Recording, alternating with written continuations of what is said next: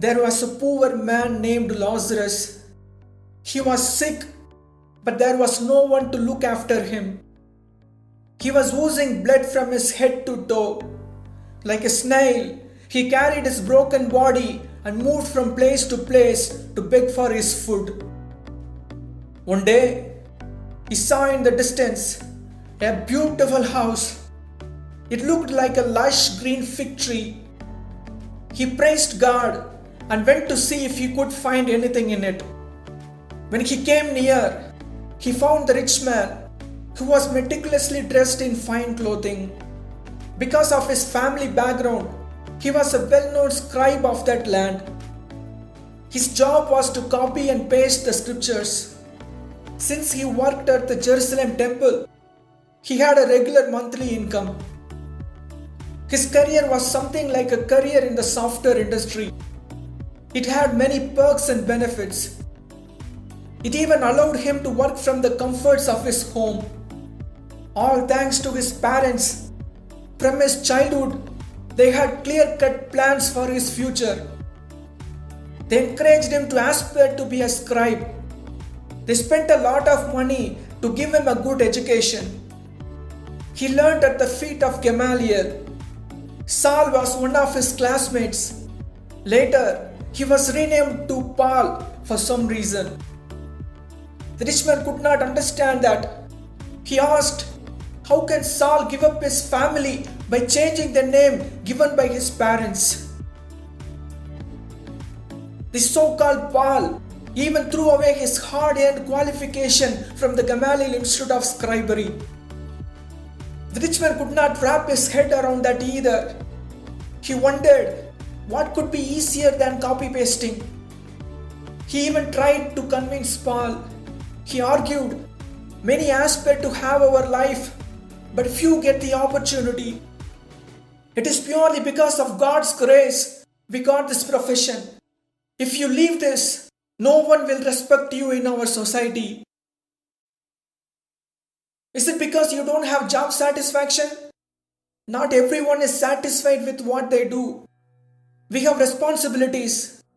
God is merciful in giving us job security in these uncertain times. Our families have a safe and comfortable life in the city. How can you disregard God and discard His blessings like that? Paul did not listen to the rich man. He said, whatever gain I had, I counted as loss. The rich man was clueless. He couldn't convince Paul either. He gave up and continued his career in copying. He said to himself, not everyone gets the dream job. I have kids now. I must work for their future. A little backstory here. Actually, in the past, the rich man wanted to become a doctor like his childhood friend Luke. He had all the talents for that profession. But his parents objected. They said to him, Luke is a Gentile, and therefore he cannot become a Jewish scribe. You are born in God's chosen race. Your grandfather is the high priest, and your father is the head scribe. Therefore, you must also become a scribe. Our whole family is religious.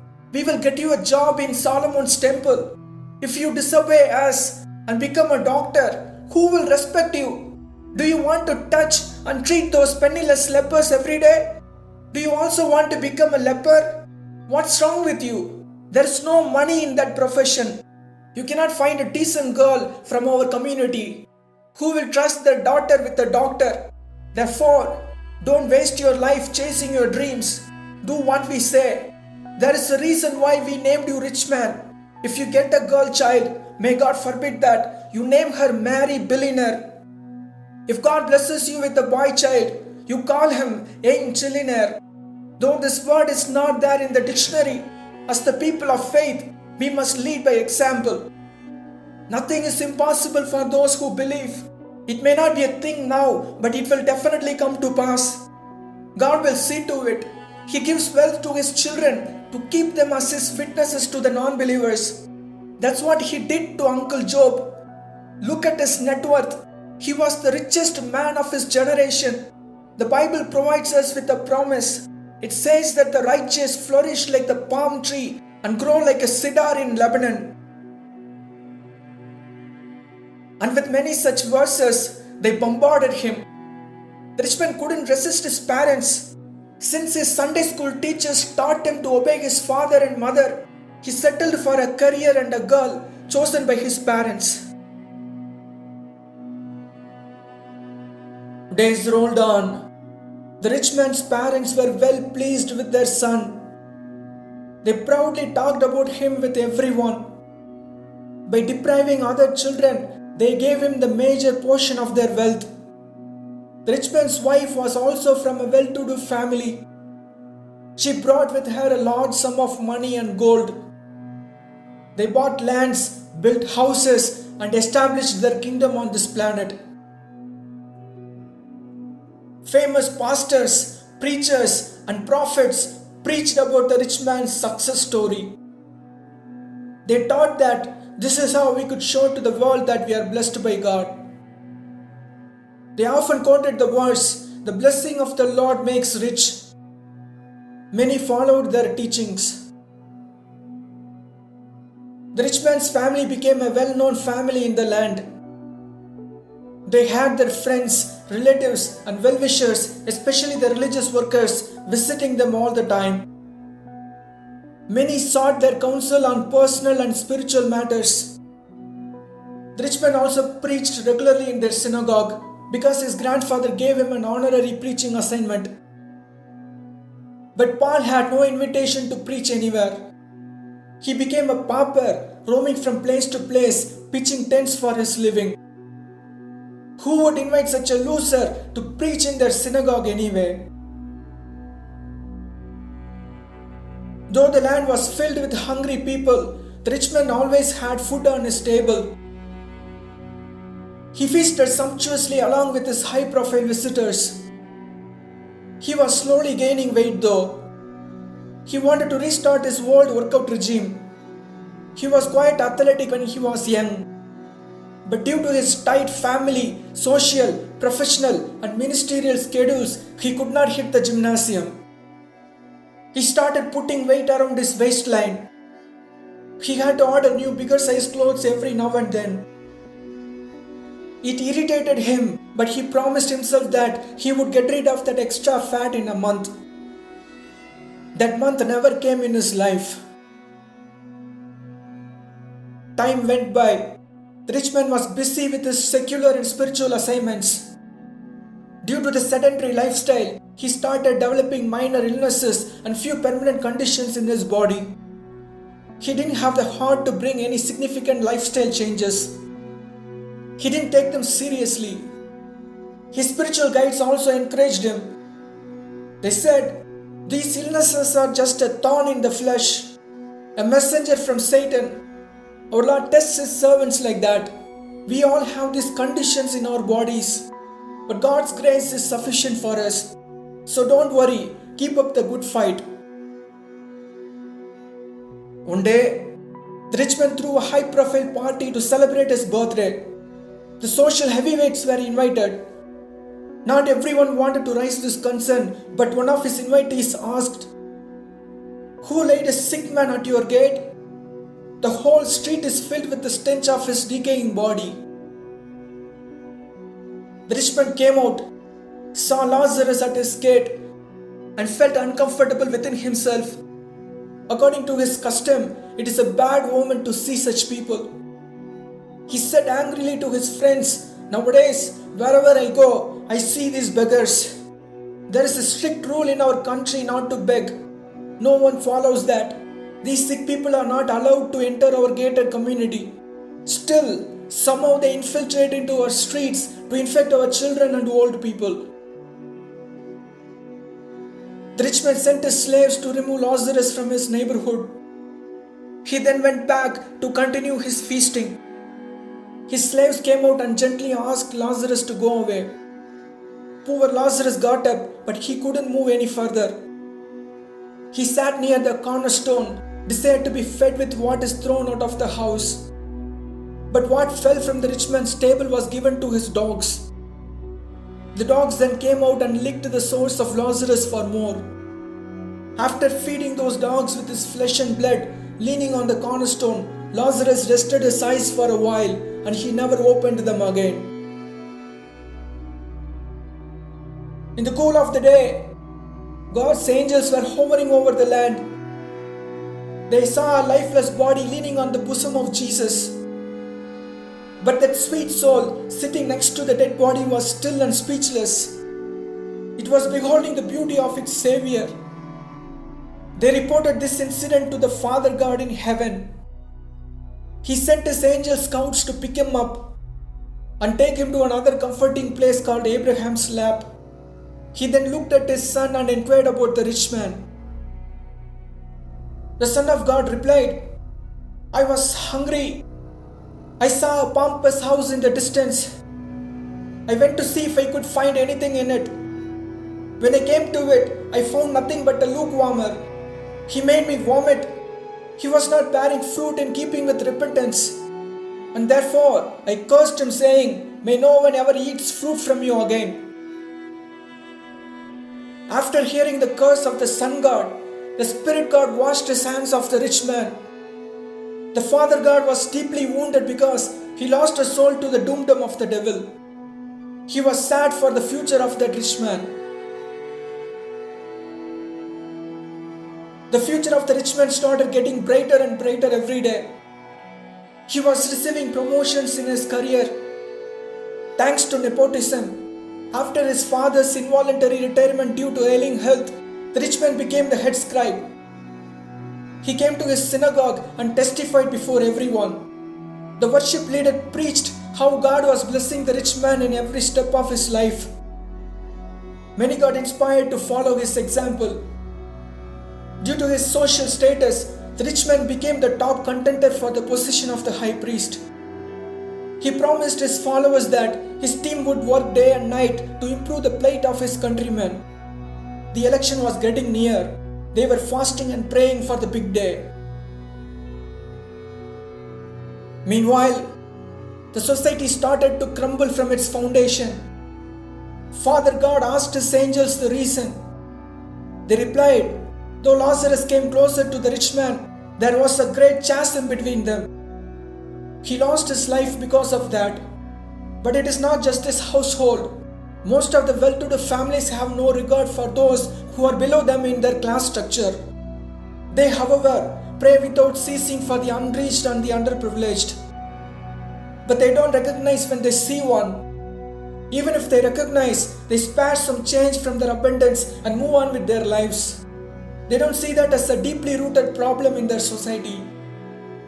If their conscience pricks them by some means, they neglect it with ease because they think that they don't have such a calling in their life. They're waiting for you to listen to their prayers so that you may speak in someone's heart to address these concerns. The people in power, on the other hand, came to their positions by giving so many promises to the deprived communities. But they did not keep their word. They are supposed to stand for the poor, but they side mainly with the rich. The social injustice has gone up because of that. Wages are low and they are also not paid on time.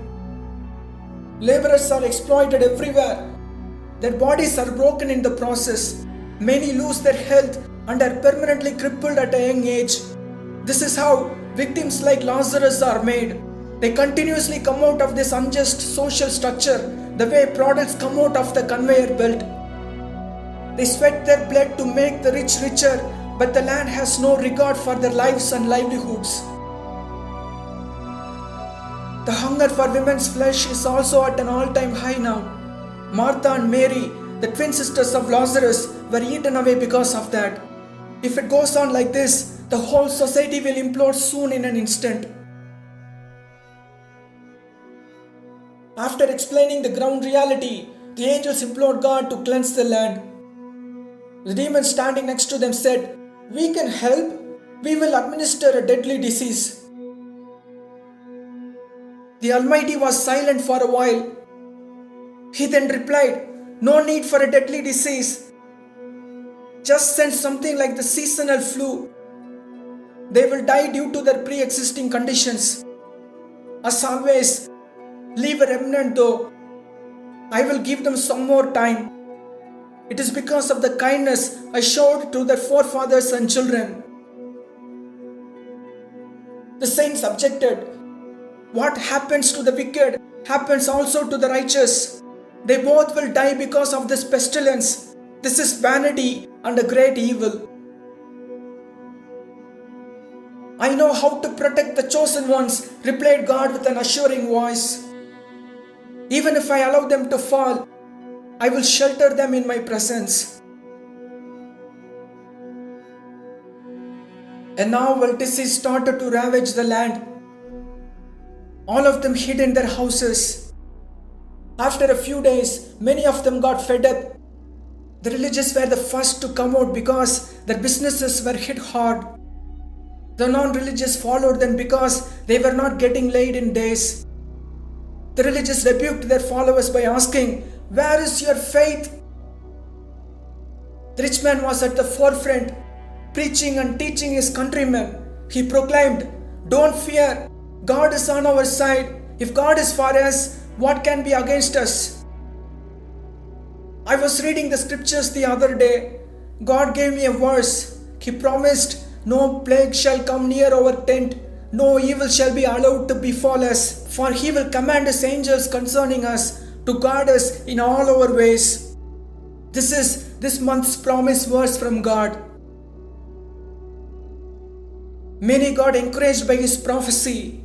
Bravely they started coming out, but got infected and permanently quarantined themselves in their graves.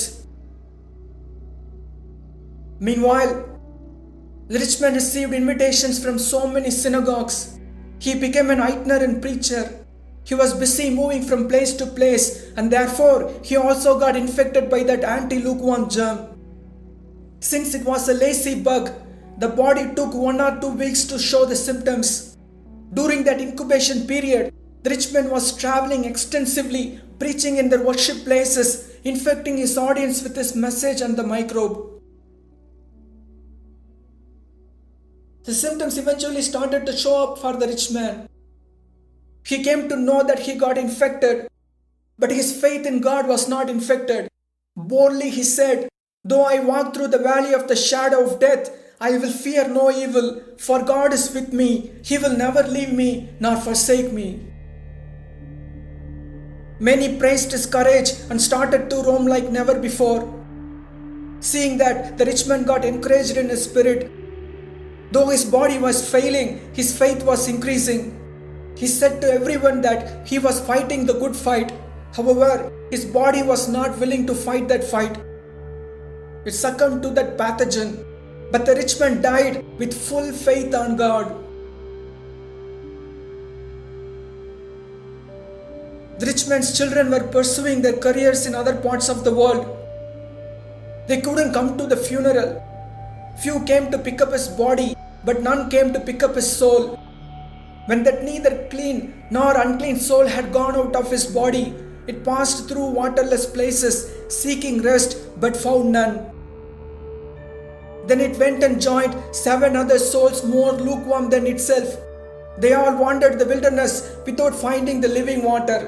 They came to know from some other equally deprived souls that a spiritual gathering is going on in a place called hell. All of them joined together to become a legion and moved to hell in search of the living water.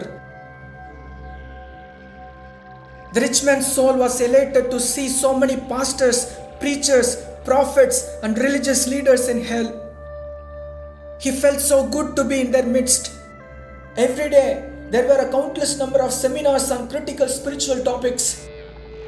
Highly qualified individuals were presenting in those programs. The rich man never felt such a spiritual atmosphere anywhere before. But there was one issue. He couldn't find the living water. Because of that, several other irritations started to spike in his soul. Though everything was there in hell, comforts were no longer comfortable, luxuries were no longer luxurious, and pleasures were no longer pleasurable. Such a feeling is not alien to human beings. Some could feel that even during their earthly life. Though they have everything, they don't feel anything.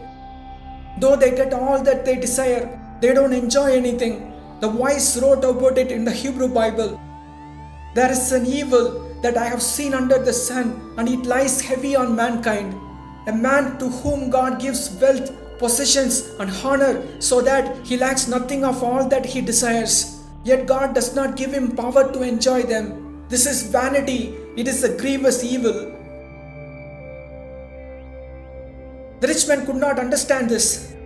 The more he had in hell, the more dissatisfied he became.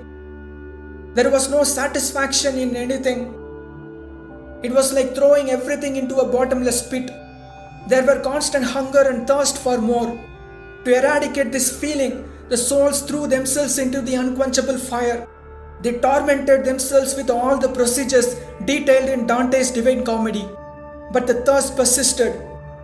They wept and gnashed their teeth because of that. The eyes of the rich man were not satisfied with seeing and searching. They grew big and became more powerful than the top-end binoculars. Because of that, he could see the outskirts called heaven from his abode in hell. He always had a poor opinion of that place. One thing puzzled him though. When compared to hell, there was absolutely nothing in heaven. But none of those heavenly souls felt insecure. Though they followed a minimalistic lifestyle, no one seemed to be uncomfortable or restless about it. But that's not the case with those in hell. Though they lacked nothing, they never felt safety and security. All of them had a lavish lifestyle, but none of them was comfortable. They all had phobic anxiety and felt enormous restlessness, as if they lost something so precious to them. After doing severe opposition research, the rich man came to know that the souls in heaven were satisfied by the living water. As usual, he wanted to get it for himself. He said, "Whatever I inherited on earth, I was able to shift to hell. Even the money I could transfer to my account in hell. I don't think that the people in heaven are allowed to do that. That's why they have nothing with them. It is easy to allure them with my wealth. I will make an offer that no one could resist." The rich man lifted his eyes and searched for someone to negotiate. He spotted Lazarus, got elated, and said to himself, "I know that beggar. He will fall for my offer." But Lazarus was peacefully sleeping on the lap of an old man. The rich man was indignant. Who sleeps like that during broad daylight? No one sleeps in hell, even though it is dark here all the time. Everyone engages in some useful work or the other. When I was on the earth, I slowly reduced my sleeping hours. I never slept toward the end of my life. I gave all my attention to my work and God's ministry. Anyways, it looks like I cannot wake him up from here. The old guy seems to be his father. It is written Father Abraham in his jersey. It must be his name. He must be a beggar too. Let me negotiate with that old timer. The rich man shouted from the top of his lungs, "Father Abraham!" Abraham replied, "You don't need to shout. I can hear you. The network connection is good here. Speak normally." "Okay, Father. Send Lazarus to dip the end of his finger in the living water and cool my tongue, for I am in anguish in this flame." "Why don't you come here and get the water by yourself?" asked Abraham curiously. The rich man searched for a lame excuse but couldn't find any. He replied, "I don't feel like climbing to the outskirts. There is absolutely nothing there for me. We have everything in our hell valley. The only problem is we don't have the living water. We are fine otherwise." Abraham felt sorry and said, "Everything is on fire, but you say you are fine? I know you would say that. You never acknowledge your condition.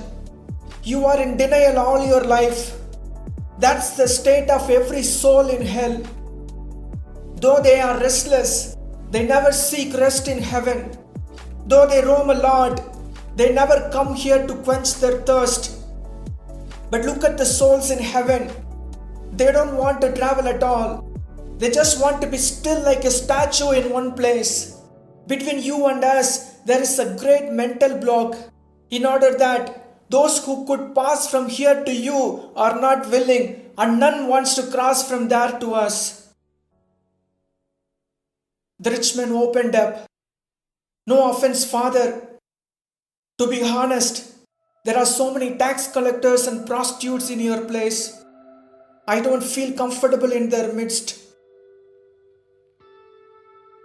You remind me of an elder son who stood outside because his father allowed a prodigal son inside, said Abraham sorrowfully. He then asked, "What do you mean you are not comfortable? Did you not collect temple tax from the tax collectors? With a smiling face, did you not accept their offerings?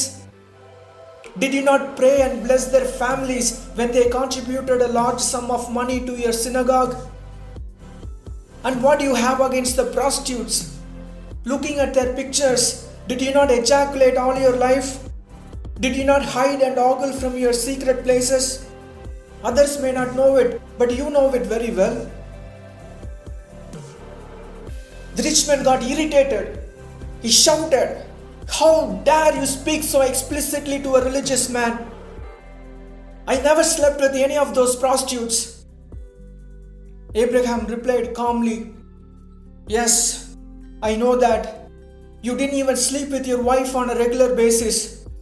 Some of your children are not yours actually. It was not a secret to you, but you didn't divorce your wife. You prided yourself thinking that you were magnanimous to an adulterous woman. But that was not the reason why you continued your marriage.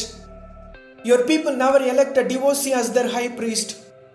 Just to save the election and your family pride, you kept your wife with yourself. God is not only against divorce, but also against such motives for being in a marriage. Please also don't pat on your back because you didn't sleep with a prostitute. Truly I say to you, everyone who looks at a man or a woman with lustful intent has already committed adultery in the heart with him or her." The rich man's blood started to boil. He shouted, "Looking with lustful intent is adultery? Don't be ridiculous. What you say is not practical. It is also not written in the 10 Commandments. I have kept those laws from my childhood. I am a scribe by profession. Do you want to have a theological debate with me? From which institute of scribery did you complete your theological studies? Tell me, why do you prefix father to your name? What are your qualifications? Listening to your talk, it seems like you are an illiterate."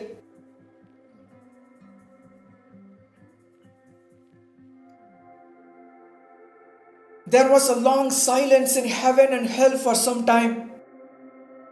After that, the rich man came for compromise. "Okay, let's take a deep breath now.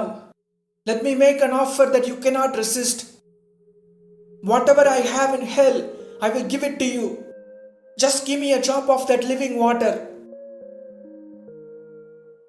"That's a generous offer," replied Abraham with a big surprise. "Why didn't you make that decision during your earthly life? Did not the preacher whom you met on the roadside instruct you to follow him by leaving everything to the poor? If you had done that, he would have given you the living water, and you wouldn't have restlessly pursued after power, possession, and pleasure." The rich man was puzzled. "What do you mean you don't want any of my possession? You have absolutely nothing with you in heaven. Let me give you what I have." "I don't want anything from you," said Abraham calmly. "If you want the few things that we have in heaven, please ask us. Though we received them as gifts from God and His angels, gladly we will send them all to you. But we cannot send you the living water. He does not flow through hell. He flows only through heaven and earth." The rich man got startled. He asked, "Is living water a person?" "Yes, he is a person. You met him several times during your earthly life, but you did not recognize him, replied Abraham. The rich man was confused. What do you mean I did not recognize him? I never missed a single VIP in my society. I always treated them with respect and honor. I hosted and feasted with them several times at my residence. Abraham replied, Yes, I know that. That's why, with many of them, your wife had affairs. It was easy for her to fall into temptation. Something like that was about to happen to my wife when I sought shelter under an Egyptian emperor. But God intervened and saved my dignity. By the way, did you not neglect anyone in your life? The only people whom I avoided are the ones who are found now in heaven, replied the rich man and asked with contempt, Is heaven a place for the reprobates? When these people were on earth, God struck them with sickness because of their sinfulness.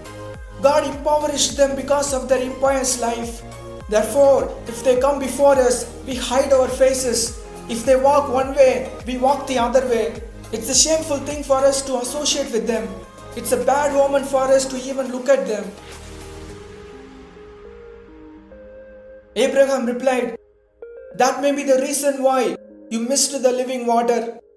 If he is a VIP on earth, no one is ashamed of him. No one avoids him.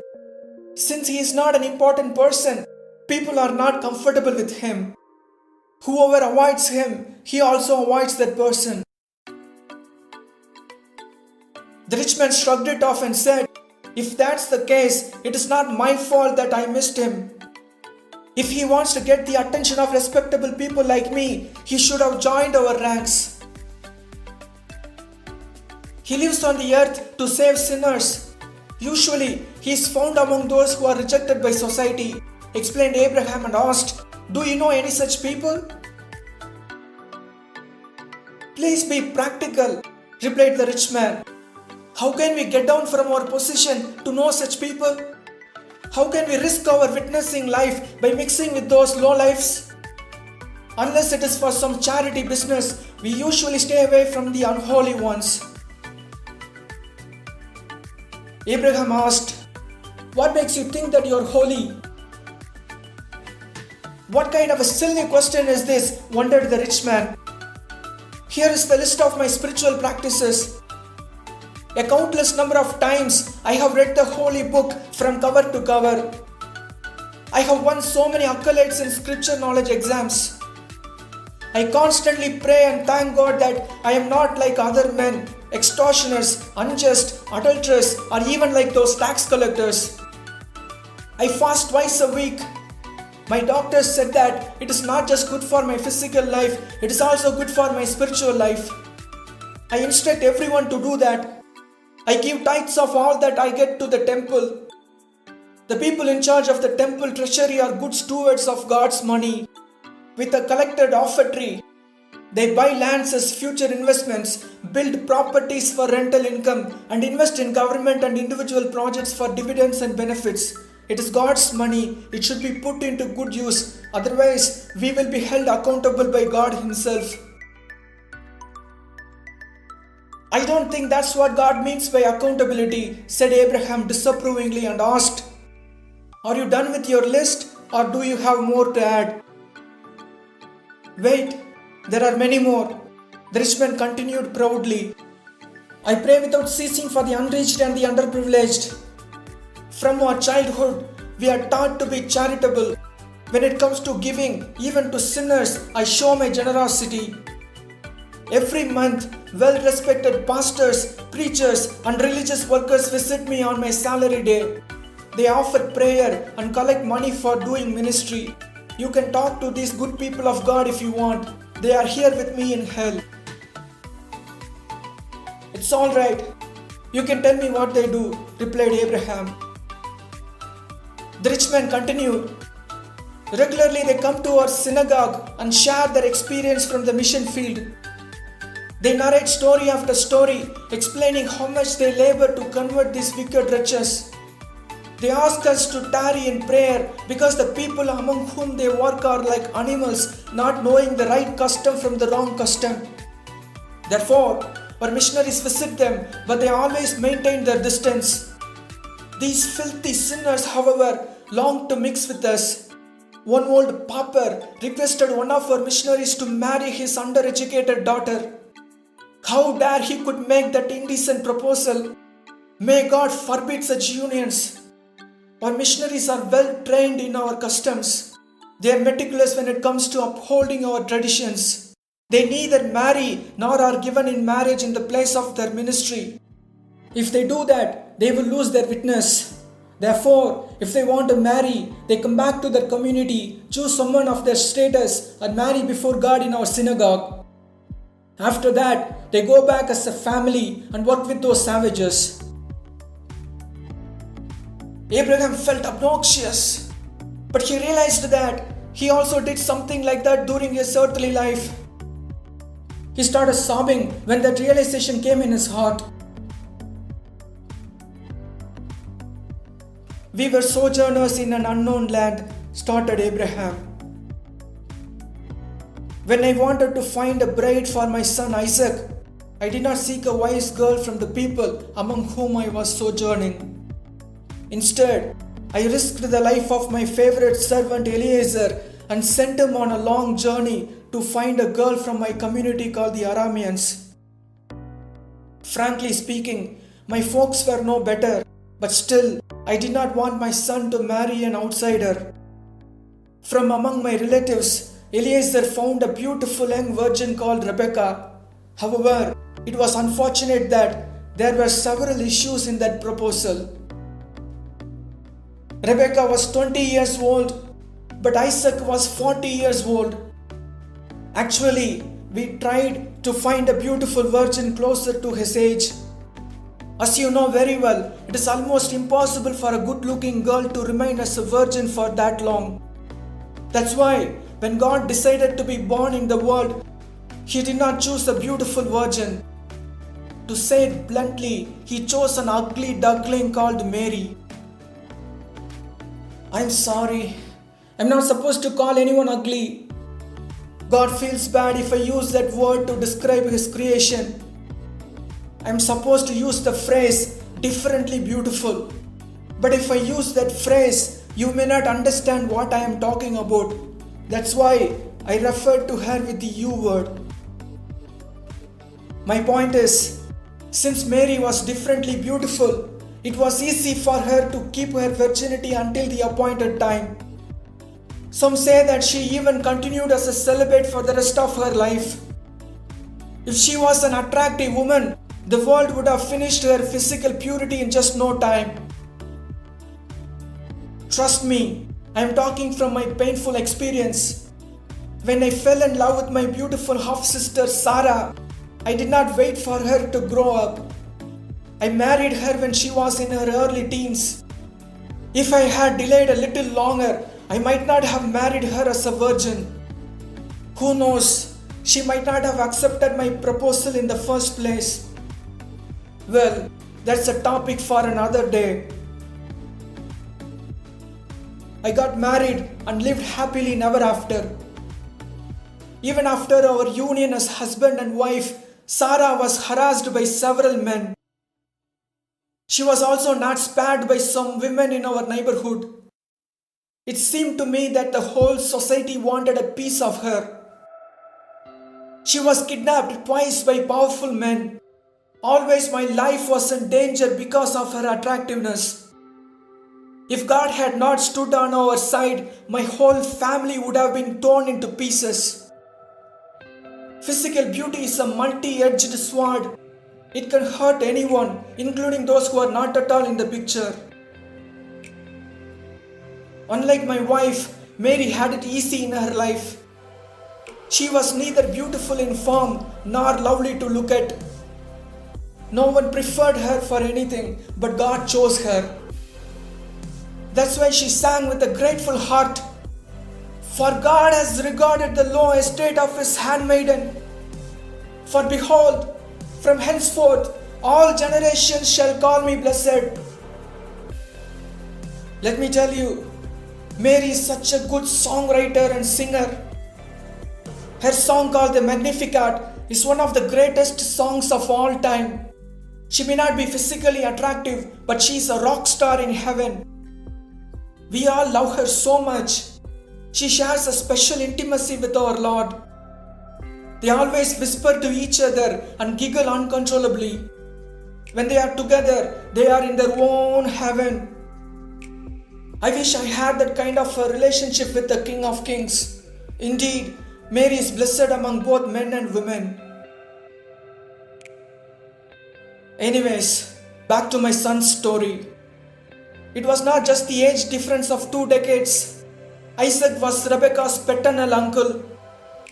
Can it get more awkward than that? Since we took enormous risk and pain in finding Rebekah, we did not want to leave her. We made that poor girl to marry her old uncle. We were wealthy and therefore she also did not make it an issue. But our society did not spare us. It spoke ill of all of us. Similar reproach, pain or awkwardness waits for many who search marriage alliance in their class or community. If they step down and move outside their circle, they could easily find excellent proposals right under their nose.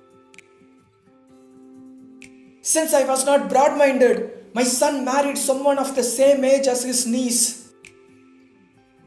They worked hard to overcome their differences, but something was always lacking. It may be because of my desire to homogenize my generation. The bond between Isaac and Rebekah was not strong enough. Or to put it plainly, since they were from the same community, their relationship was not strong enough. Though they were happy during the initial stages of their marriage, they couldn't continue that passion for long. My son got depressed, started overeating, and turned out to be a glutton. My daughter-in-law took advantage of that and tricked him to get blessings for her favorite son Jacob. No wonder my grandson Jacob also became a trickster like his mother Rebekah. Since Isaac couldn't bless his firstborn son Esau, his heart got shattered. That resulted in a broken marriage and a scattered family. I was narrow-minded, but my son's family paid the cost. I became a bad example, but by the grace of God, my great-grandson Joseph was not like me. He was open to marrying an Egyptian. From my generation, Salmon, the son of Nahshon, was not particular about marrying a virgin. He married a prostitute named Rahab. Though she was a Canaanite woman from Jericho, she showed extraordinary faith in the God of Israel. Many want to marry a believer, but how many of them are open to accept a believer who was a prostitute? Rahab's son Boaz was also a broad-minded man. He was not particular about marrying a girl from his community. He married an outsider named Ruth. She was a poor widow from an unclean race called the Moabites. But that woman was a precious pearl. She was the great-grandmother of King David. She took him under her wings and taught poetry and wisdom when he was growing up. She is the woman behind the greatest king ever lived. Even now, they both share a special bond with each other. Instead of following these good examples, millions of people in every generation follow my bad example. They justify their wicked actions by saying, Abraham took a girl for his son from his community. Therefore, we can also continue the tradition. Thus, in my name, they perpetuate an evil custom. I have become a bad example for many. The rich man was not convinced with whatever Abraham said. He tried to console that sobbing man though. Please don't cry, said he with a soft voice. You have done nothing wrong. How can you mingle with strangers? How can you marry or given in marriage to a bad neighborhood? You can pray for them or be a missionary to them, but you cannot become one among them. It contaminates your racial purity. If you mingle with the poor, you will also lose your hard-earned money. Therefore, you should be always on your guard and resist that temptation. Let me give you a piece of advice. We are not supposed to get into a relationship with these destitute. Rather, We are supposed to use them for making money. When it comes to fundraising, the deprived, the sinners, or the invalids are the only avenue for us. If we say it is for the poor, immediately the donors open their wallets. If we say mission to the unreached, immediately they donate in large amounts. No one wants to directly engage with the outcast. If we say we will do that job for them, happily they give their money. We have learned that secret. Therefore, for all the essential needs of our temple, synagogue, or government, we raise funds in the name of the marginalized. We collect offerings in the name of the afflicted or the unreached. The recent trend is to ask money in the name of saving the planet. We then do a few convincing publicity stunts for our donors to see and divert the rest of the money for other constructive purposes. We also retain a handsome amount for our services. No wonder God warned us against practicing our righteousness before others, said Abraham to himself, and kept his peace. Why are you silent?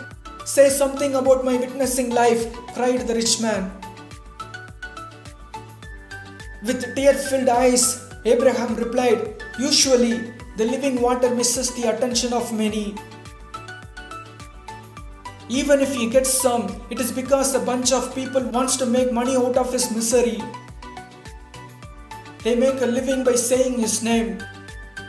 They gain respect and importance in the name of serving him or his creation. Since they are not his workers, our Lord politely says to them to depart from him. But they never leave. They shamelessly continue their evil schemes in God's name. They go on from bad to worse, deceiving and being deceived, and just like you, they end up becoming the victim of their own con.